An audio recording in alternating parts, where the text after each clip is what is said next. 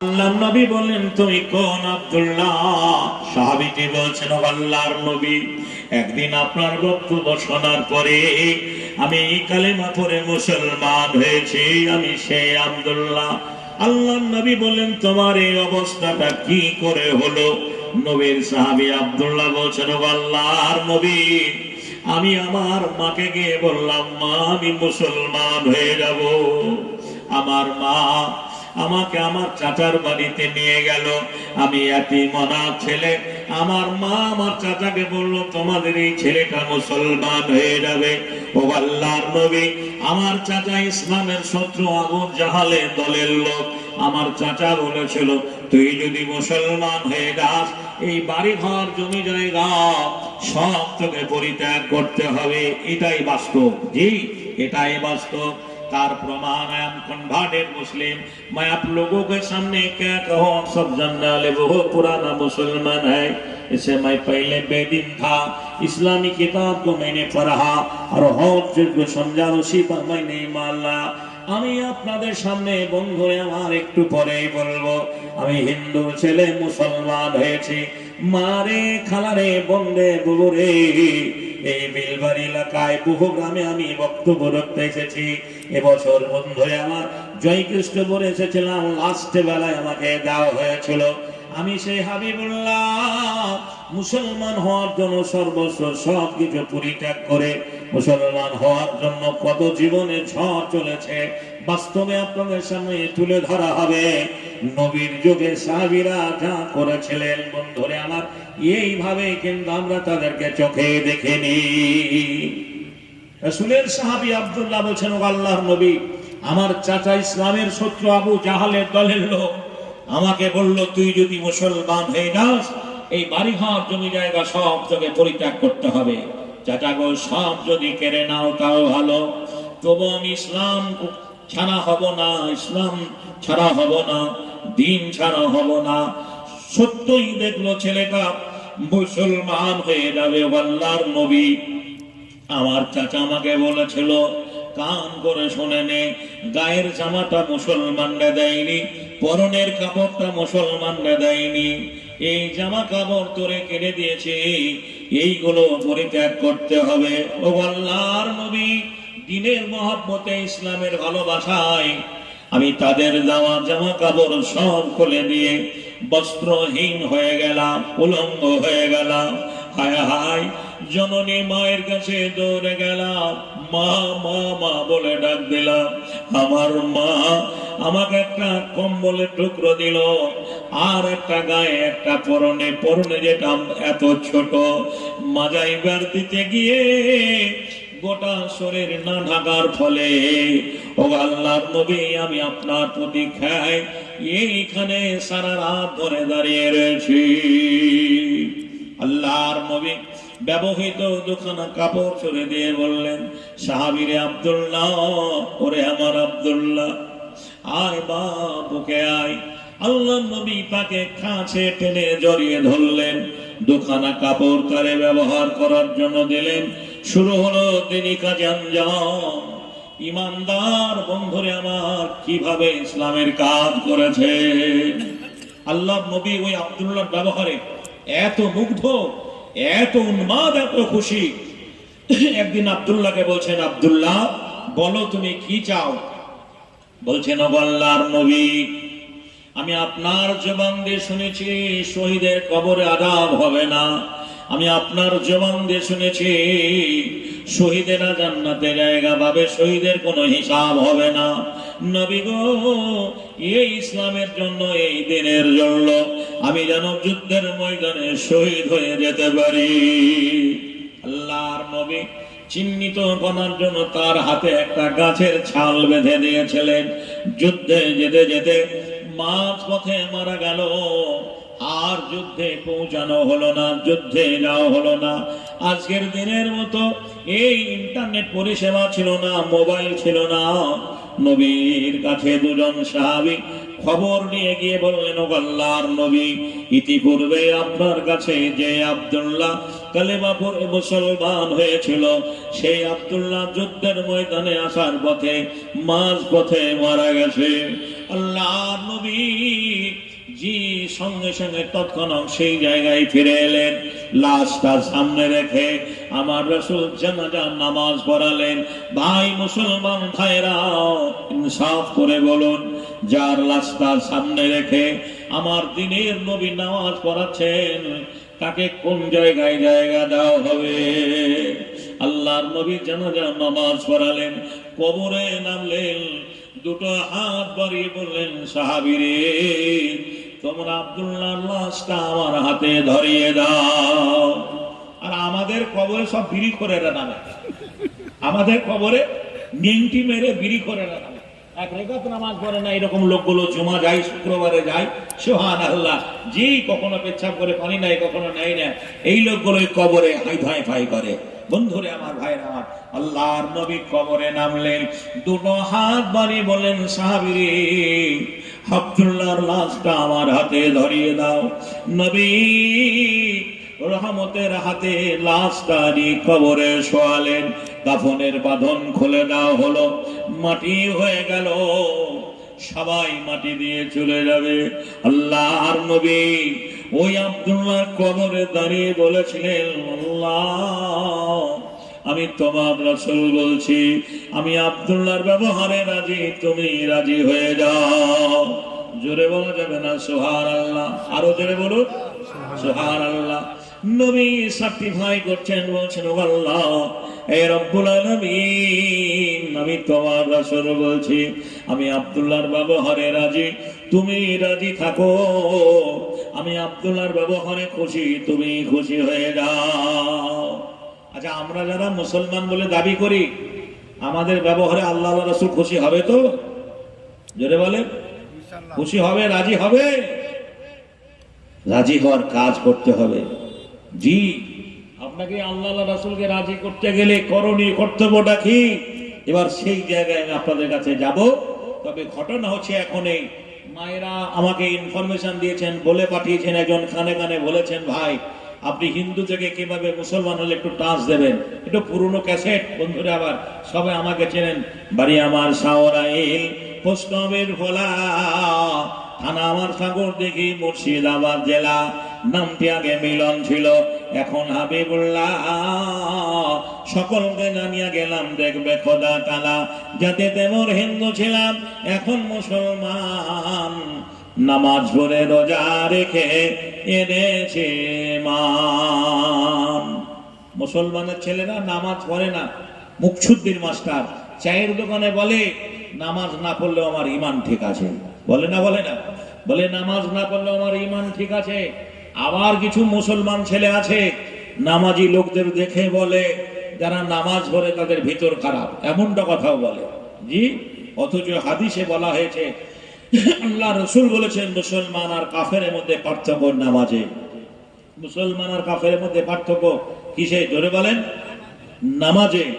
আল্লাহ রাসূল যদি বলতেন মুসলমান আর কাফেরের মধ্যে পার্থক্য দাড়ি রাখাতে, তাহলে গোলমাল হয়ে যেত। বলে কেন গোলমাল হতো? আমি যাদের নামগুলো বলবো ছবির সঙ্গে মিলিয়ে দেখবেন তাদেরও মুখে দাড়ি ছিল।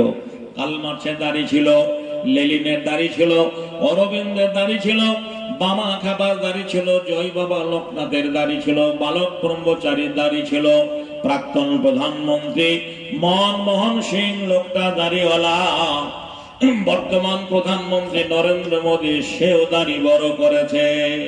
কবি গুরু রবীন্দ্রনাথ ঠাকুরের দাড়ি মৌলবীদের চাইতেও কম বড় ছিল না, তাহলে তাদেরকে এক নম্বরে মুসলমান বলা হতো। যদি বলেন ঠিক না ঠিক? বলবেন আমরা গরুর মাংস খাই, সেই সূত্রে মুসলমান। গরুর মাংসের সঙ্গে ইমানের কোনো সম্পর্ক নেই। আমেরিকার মাটিতে চিকাগো বলে একটা শহর আছে, যে শহরে নির্দ্বিধায় খোলা বাজারে অমুসলমানরা গরুর মাংস কেনা বেচা করে। আজকে এই বিজেপি রাজ্যে, ভারতবর্ষে, সারা ভারতে যারা রপ্তানি আমদানি করে, তারা অন নম্বরের অমুসলমান সম্প্রদায়। জোরে বলেন ঠিক না ঠিক? আরএসএস এর লিডারেরা গরুর মাংস পাচার করে, এটাই বাস্তব। বন্ধুরে আমার, ভাইরা আমার, তাহলে গরু খাওয়াটার নাম মুসলমান নয়। আমি রামের জীবনী পড়ে দেখেছি যে সমস্ত হিন্দু ভাইরা জয় শ্রীরাম করে ধ্বনি দিয়ে যে মুসলমানদেরকে জোর করে বলা করায়, সেই রামের জীবনীতে বলেছেন রামকে বনে পাঠানো হলো। রাম বনে যাওয়ার সময় মাকে আফসোস করে বলেছিলেন, দুঃখ করে বলেছিলেন, মা আমার রাজ্য গেল, রাজত্ব গেল, এতে আমার কোনো কষ্ট নেই, আপত্তি নেই, কিন্তু 14 বছর বনে থাকবো, সেখানে গিয়ে সুস্বাদু গোমাংস কোথায় পাবো গোবা? আমি বলেছি আমি পড়াশোনা করে বক্তব্য দিই, আমি বাজে কথা বললে অ্যারেস্ট হয়ে যাব। এখানে থানার ডিআইবি আছে। আমি যে বই থেকে কথা বলছি বইটার নাম জাগো হিন্দু জাগো, লেখক ডাক্তার রাধাকমল চট্টোপাধ্যায়।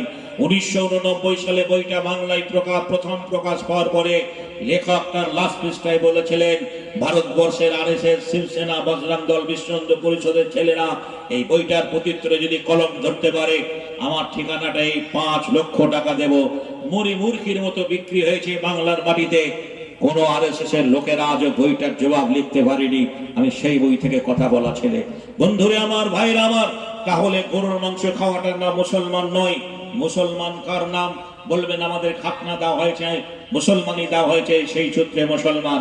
সারা ভারতবর্ষে এইডস অভিযান চালাতে গিয়ে স্বাস্থ্য দপ্তর রিপোর্ট পেশ করলেন, মুসলিম দুনিয়ায় এইডস নেই। এইডস এর মতো অসুখ থেকে বাঁচতে হলে অমুসলমানদের ছেলেদেরও মুসলমানি দিতে হবে।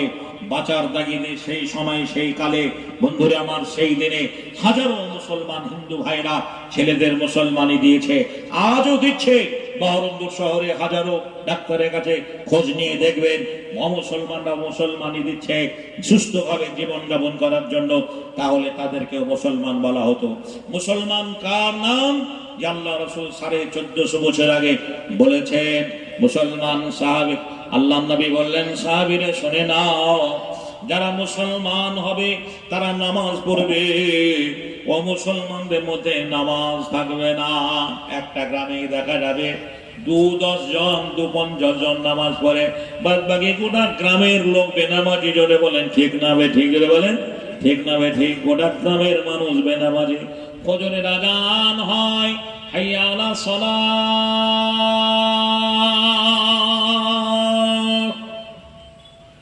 ঘুম চাইতে নামাজ উত্তম, আসসালাতু খায়রুম মিনান নাওম। দেখা যায় 4টা বুড়া লোক আছে, 4টা বুড়া মানুষ এসছে মসজিদে ফজরের জামাতে, 4টা বুড়া লোক। জি, এই তো আমরা মুসলমান। যেদিন দেখবেন ফজরের জামাতে, আমি হাবিবুল্লাহ বলে যাচ্ছি, যেদিন দেখবেন ফজরের জামাতে জুমার সমান লোক হচ্ছে, সেদিন দেখবেন গোটা ভারতবর্ষ আপনার হাতের মুঠোয়। সেদিন ভারতবর্ষের মাটিতে, দিল্লির মসনদে ইসলামী পতাকা উঠবে, জ্বলবে নারায়ে তাকবীর। কারো দোষ দিয়ে লাভ নেই। আমরা ইসলাম থেকে সরে গেছি। তোমায় বলেছি কোরআন ছেড়েছি, তাই বুঝে অপমান। তোমার দুনিয়ায় দুশ্মনীলা, চেয়ে দেখো রহমান। আমরা আল্লাহর দিন থেকে সরে গেছি, আল্লাহর বিধান থেকে সরে চলেছি। বন্ধুরে আমার, এই কাঠ ফাটা রোদে, জি, কোথায় খলিলুর রহমানের বাড়ি জঙ্গিপুর থেকে আরো দূরে, আরো ভেতরে ঔরঙ্গাবাদ, আর নমিনেশন ফাইল করার জন্য আপনার বিলবাড়ির মুসলমান আমার পিছন পিছন ধরছে। জোরে বলেন ঠিক না ঠিক? জোরে বলেন ঠিক না ঠিক? জি, আসল নেতাটাকে ভুলে গেছে। যে নেতা তোমার সাফায়াত করবে কিয়ামতের মাঠে, যে নেতা, জি, এই মোবাইলটা আপনাদের কাছে, সকলের কাছে আছে। সারা ওয়ার্ল্ডে যতগুলো নেতা জন্ম নিয়েছেন, যতগুলো নেতা জন্ম নেবে, যারা যে নেতাকে ভালোবাসেন, আপনি আপনার মোবাইলে গুগল অপশনে গিয়ে বলুন আজকের দিনে ইন্টারনেটের যুগে যে আসল নেতাকে, মহামানবকে, যদি মুহাম্মদের নাম প্রথম নাম্বারে না আসে, আমি বক্তৃতা করা ছেড়ে দেব। মাইকেল হার্ট একজন খ্রিস্টান লেখক, সারা ওয়ার্ল্ডে 100টা মনীষীর উপরে বই লিখলেন।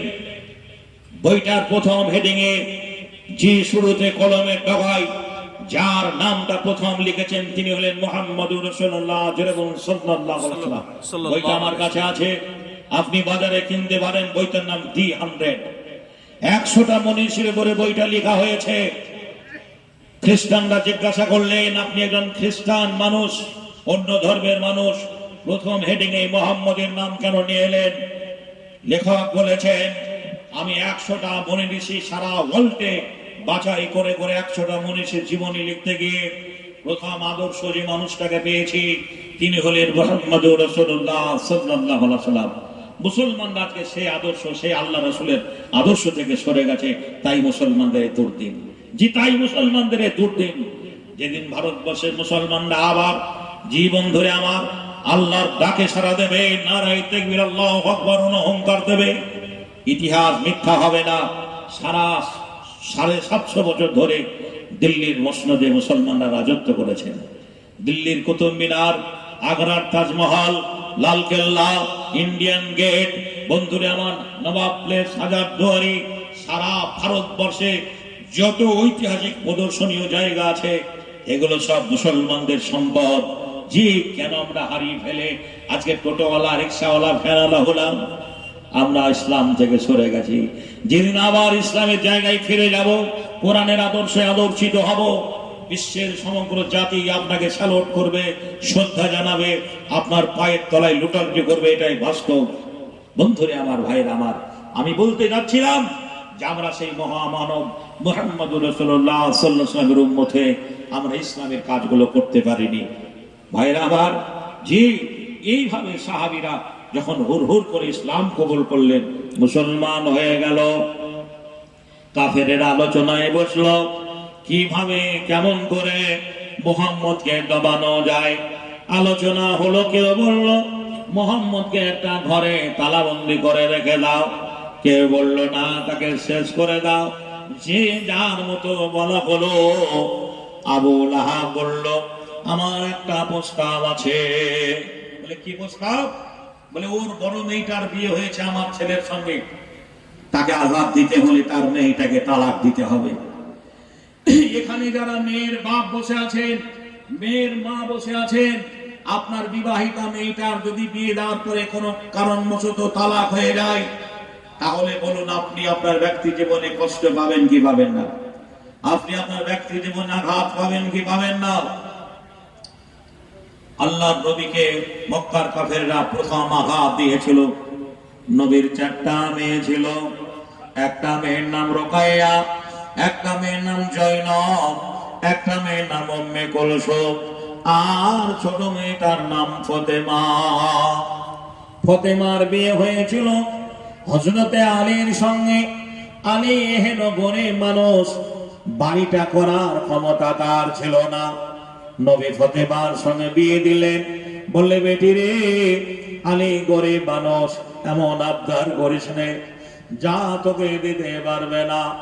মারে ফতেমা, বেটি রে, যদি আলীর মন ভেঙে যায়, জান্নাতের ঘরখানা তোর ভেঙে যাবে। আলীর মন ছোট হয়ে গেলে জান্নাতের ঘরখানা ছোট হয়ে যাবে। শুরু হলো ফতেমার সংসার শত ভাবের মাঝে। কখনো কোনদিন এত ভাব গেছে এমনটা কথা বলেনি। ও হাসানের বাপ, তোমার সংসারে আমি সুখ শান্তি পেলাম না। জি, জান্নাত অত সোজা নয়, অত সহজ নয়। সারা জীবন সুখ আর সুখ, ফ্রিজের ঠান্ডা পানি আর মিনিকেটে চালের ভাত, খাসির মাংসের বিরিয়ানি, এই খেয়ে জান্নাত হওয়া যাবে না। জান্নাত পেতে গেলে আপনাকে কষ্টের জীবন করতে হবে, কষ্টের জীবন করতে হবে। অভাবে অনটনে আল্লাহর সঙ্গে আনুগত্য করতে হবে, অভাবে অনটনে আল্লাহর শুকর গুজারি করতে হবে। আয়ুব নবী 18 বছর শয্যাশায়ে পড়ে থাকার পরে ভুল করে বলেনি জি, যে এত কষ্ট আল্লাহ আমাকে দিলে। জি, যা করে আল্লাহ ভালোর জন্য করে, আল্লাহ যা করে ভালোর জন্য করে, খুবই করে নিখো। আর আমাদের জীবনধারা একটু অভাব বলে পরে বলে আল্লাহ দেখতে পাই না, নাকি বলছেন? আল্লাহ দেখতে পাই না, আর আল্লাহ দেখতে পাই না যত মুসিবত সব আমাকে দিয়েছে। খালার আমার, মায়ের আমার। রোকাইয়ার বিয়ে হয়েছিল আবু লাহাবের একটা ছেলের সঙ্গে। আবু লাহাব বলল, বেটারে, এটাই সিদ্ধান্ত নেওয়া হয়েছে, তার মেয়েটাকে তালাক দিতে হবে। নবীর বড় মেয়েটা রোকাইয়া তালাক প্রাপ্ত হয়ে গেল। একটা ছেলের জননী বাচ্চাটাকে কোলে করে নিয়ে বাপের বাড়িতে চলে এলেন। অপরাধ তার আব্বা এক আল্লাহর কথা বলে বলে, ইসলামের দাওয়াত দেয় বলে, বন্ধুরে আমার তালাক দেওয়া হলো। রোকাইয়া আল্লাহ রসুলের বাড়িতে বেশ কিছুদিন কাটালেন। গুটি পছন্দ হয়েছিল। আজকের দিনের মতো উন্নত মানের সেদিন চিকিৎসা ছিল না। যুদ্ধে ডাক এসছে, আল্লাহ নবী যুদ্ধের ময়দানে যাবেন, সকলের কাছ থেকে বিদায় নিয়েছে। রোকাইয়ার কাছে গিয়ে বলছে, মা রোকাইয়া রে, আগামী দিনে তোর সঙ্গে দেখা নাও হতে পারে, আমি যুদ্ধের ময়দানে চলে যাচ্ছি, যদি শহীদ হয়ে যায় দুনিয়া থেকে চলে যাব। মেয়েটা কেঁদে বলল, আব্বা আমার শরীরটা ভালো যাচ্ছে না, যদি মারা যায় আমি আগে, আমার অবর্তমানে আমার এই বাচ্চাটাকে কে দেখাশোনার দায়িত্ব নেবে? আল্লাহর নবী অসুস্থ রোকাইয়া মাকে মেয়েটাকে বুকে ভরে নিয়ে কান্নায় ভেঙে বললেন, মা রে, যদি যুদ্ধের ময়দান থেকে ফিরে আসি তোর অবর্তমানে বাচ্চাটার দায়িত্ব আমি নেব। আল্লাহর নবী যুদ্ধের ময়দানে চলে গেলেন। যুদ্ধ চলাকালীন অসুস্থ রোকাইয়ার ইন্তেকাল হয়ে গেল। নবী জানতেই পারলেন না, রাসূলের অবর্তমানে রোকাইয়ার দাফন হয়ে গেল। একটা কথা বল, জেনে রাখা ভালো, আমাদের দেশে একটা রেওয়াজ আছে, কেউ যদি সন্ধ্যে 7টায় মারা যায় তো চারিদিকে খবর এটা সেটা দিতে দিতে বলে, একটা ছেলে কেরালায় আছে, সে আসতে পারেনি, পৌঁছাতে পারেনি, তো খবর দেওয়া হয়েছে, টিকিট করেছে স্পেশালি ভাবে, কালকে ভোর 4টায় নেমে পড়বে কলকাতা দমদম এয়ারপোর্টে। তাহলে এখানে মোটামুটি আসতে 12টা, 12:30, 2টো, 2:30 বাজবে। জোহরের পরে মাটি দেওয়া হবে না, আসরের পরে মাটি দিতে হবে। এখন লোকটা আজকে সন্ধ্যে 7টায় মারা গেল। আচ্ছা বলেন, কালকে রাত সকাল 10টার আগে আগে মাটি দেওয়া সম্ভব না? সম্ভব না, জোরে বলেন। কালকে সকাল 10টার হতে হতে মাটি দেওয়া হবে না? হবে না, মাটি দেওয়া হবে। কিন্তু একটা ছেলের অপেক্ষায় লাশটা 4:30 পর্যন্ত রাখা হলো। যে ছেলেটা এলো, বলে আপদুল্লাহ মহিদিপুর ঢুকে গেছে, যে ছেলেটা এলো, হায় হায়, খোঁজ নিয়ে দেখা গেছে সেই ছেলেটা শুক্রবার জুমা ছাড়া একক নামাজ পড়েনি। ইমানদার বাপটা মরে গেল, হজ করে এসছে, যে লোকটা বাড়ি আর মসজিদ করত, সেই লাশটা দেখার জন্য যে ছেলেটার জন্য অপেক্ষায় রাখা হলো, সেই ছেলেটা আদৌ নামাজ পড়ে না। এটা আমাদের সমাজ ব্যবস্থা, এরকম নিয়ম আছে, আছে না নেই? আল্লাহ নবী বলেছেন কতগুলো কাজ দ্রুত গতিতে করতে হবে। তার মধ্যে একটা কাজ, কেউ যখন মারা যাবে দেরি করা যাবে না, যত তাড়াতাড়ি করা যাবে মাটি দিতে হবে। আল্লাহ নবীর মেয়ে মারা গেছে, আল্লাহ রাসূল জানতেই পারলেন না, রাসূলের অবর্তমানে রোকাইয়ার দাফন হয়ে গেল। যুদ্ধের অবসানে আল্লাহর নবী বাড়ি ফিরলেন, রোকাইয়া মারা গেছে। হযরত ওসমান গনি বলেন, ইয়া রাসূলুল্লাহ, আপনার রোকাইয়া মেয়েটার বেঁচে নেই। পরবর্তী সময়ে আল্লাহর নবী এই ওসমান গনির সঙ্গে বিয়ে দিয়েছিলেন। ভাইয়ানের আমার, যুদ্ধে যাওয়ার জন্য হযরত ওসমান গনি তীর বর্মা বর্ষা নিয়ে বেরিয়েছেন। আল্লাহর নবী বললেন, ওসমান, আমার মেয়েটা শয্যাশায়ী অবস্থায় পড়ে রয়েছে, তোমাকে যুদ্ধের ময়দানে যেতে হবে না, আমার মেয়েটার প্রতি খেয়াল রাখবে, নজর রাখবে। আল্লাহর নবীর কাছে ওই বাচ্চা ছেলেটা ওসমান গনি কোলে করে নিয়ে দিলেন। আল্লাহর নবী বাচ্চাটা, মাহারা ছেলেটা বুকে নিয়ে ঝরঝর করে পানি করতে লাগলো। মক্কার কাফেরেরা এইভাবে কষ্ট দিয়েছিলেন, যন্ত্রণা দিয়েছিলেন। ছেলেটা মাঝে মাঝে মা মা বলে কাঁদে, মা, ও আমার মা, আজ কেন আমার সোহাগ মাখানা ডাকো না? মায়ারা চলে মায়ারা চলে কেন আজ জড়াও না আজ কেন আমার সোহাগ মাখা ডাক ডাকো না কোথায় হারিয়ে গেলে তুমি সারাটি জীবন খোঁজে আমি মা মা বলে এত ডাকে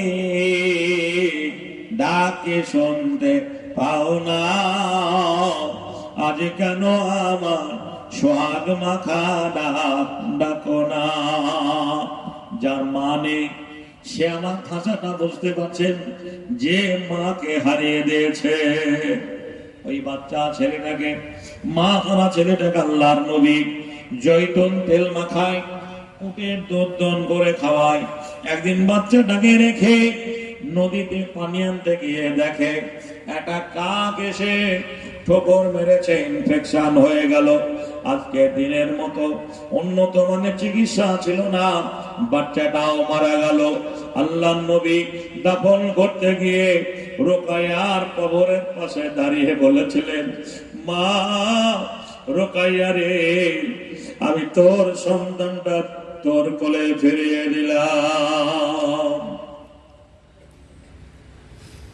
খিলি দেবী দাসপুরের মুসলমান ভাইরা ইসলামটা এমনি আসেনি ইসলামটাকে প্রতিষ্ঠিত করার জন্য আমার নবীকে এভাবে কষ্ট পেতে হয়েছে এভাবে যন্ত্রণা পেতে হয়েছে মক্কার কাফেরেরা এভাবে আঘাত দিয়েছে তবে পেয়েছি আমরা ইসলাম আমরা মুসলমান বলে দাবি করছি কিন্তু ইসলামের কতটুকু কাজ করেছি ভাই ইসলামের কতটুকু কাজ আমরা করেছি আমরা একই বাসের যাত্রী আপনারা বহরমপুর থানার মানুষ সালটা মনে নেই ডায়েরিতে লেখা আছে রাত গভীর রাতে ব্রিজের রেলিং ভেঙে একটা বাস পড়েছিল জানেন না তারপরে মুর্শিদাবাদ দৌলতা বাজার ওইদিকে আর কি বালিরঘাট যে একটা বাস খুব স্পিডে আসার গতিতে জিয়া নিয়ন্ত্রণ হারিয়ে বাসটা নদীতে পড়ে গিয়ে ৬২ জন শহীদ সমাধি হয়েছিল এটা আপনারা সবাই জানেন আমরা একই বাসে যাত্রী আপনি যে বাসে চেপে আছেন আমিও সেই বাসটা আছি বাসটা ব্রেক ফেল করেন জি পদ্মা নদীতে পড়ে গেল সবাই আমরা শহীদ সমাধি হয়ে গেলাম ডুবুরি দিয়ে লাশগুলো ওঠানো হলো আমি হিন্দুর ছেলে ভালো করে বুঝবেন বাবা আমার হিরেন কুমার রাজেন্দ্র মা আমার হিন্দু ধর্মে রয়েছে ভগবানকে ডাকে ওম ব্রহ্মা দেবচ্চং ব্রহ্মায় দেবচ্চং জগোধীনায় কৃষ্ণায় গোবিন্দায় নমঃ নমঃ পাপহং পাপত্তা পাপ সম্ভাব ত্রাহিমাম পুণ্যগো সর্বাপা হর হরি নমঃ নমঃ নমস্তুস্যৈ নমঃ নমঃ ওম নমস্তুস্যৈ নমঃ নমঃ এই বলে আজ পুজো করেন আমি তাদের ছেলে মারা গেলে পরে বাংলার কোন ডিপার্টমেন্ট আমাকে উলঙ্গ করে দেখবেন আমি হিন্দু না মুসলমান কিন্তু আপনার মুখে দাড়ি না থাকার ফলে জি ডেড বডিটা হিন্দু না মুসলমান চিহ্নিত করার জন্য আধার কার্ড ভোটের ছবি যদি থাকে তো আলহামদুলিল্লাহ কেউ চিনতে পারলে আলহামদুলিল্লাহ যদি পরদেশে অন্য কোনো জায়গায় আপনার রেঞ্জের বাইরে আপনি মারা যান তাহলে অফিসাররা বলবে লোকটাকে দেখেন না মুসলমান সিভিল পুলিশ দুটো ড্যাংটো করে বলবে স্যার লোকটা মুসলমানই দেওয়া আছে লোকটা মুসলিম জি একটা সুন্নাত আমল করেছিল আপনার মা বাপকে বলেছিল সাদ্দাম বড় হয়ে গেছে মুসলমানই দিতে হবে শুনেছি ওই পাড়ায় গত শনিবার আগামী শনিবার হাজাম আসবে আগে তো হাজামে মুসলমানই দিত এখন তো আর হাজামে মুসলমানই দেয় না এখন ডাক্তারে মুসলমানই দেয় তো মুসলমানই দেওয়াটা একটা সুন্নাত দাড়ি রাখাটা একটা সুন্নাত অনেক ভাই আজান দেয় দাড়ি রাখে না অনেক ভাই ৫ ওয়াক্ত নামাজ পড়ে দাড়ি রাখে না এরকম মুসলমান আছে না নেই জি ৫ ওয়াক্ত নামাজ পড়ে দাড়ির কথা বললে পরে বেজার হয়ে যায় বউকে খুশি করার জন্য দাড়ি রাখতে পারে না যদি ওই রকম জায়গায় মরণ তোমার হয় তাহলে একটা সুন্নত বর্ণনা করার জন্য তোমাকে ড্যাংটো করে দেখা হবে তুমি হিন্দু না মুসলমান আমার ভাষাটা বুঝতে পারছেন তাহলে আমরা কেমন মুসলমান আমি কোরআন থেকে ওই আয়াতটাই বাদ করেছিলাম আমি ওই দিকে এবার যাব ইয়া আইয়ুহাল্লাযীনা আমানু তাকুল্লাহা হাক্কা তুকাতিহি ওয়া লা তামুতুন্না ইল্লা ওয়া আনতুম মুসলিমুন, তোমরা যারা ঈমান এনেছো আমাকে ভয় করার মতো ভয় করো, আর তোমরা মরিও না মুসলমান অবস্থায় থাকা পর্যন্ত। যদি তোমরা মরো মুসলমান হয়ে মরো, খবরদার তোমরা মুসলমান হয়ে মরিও না।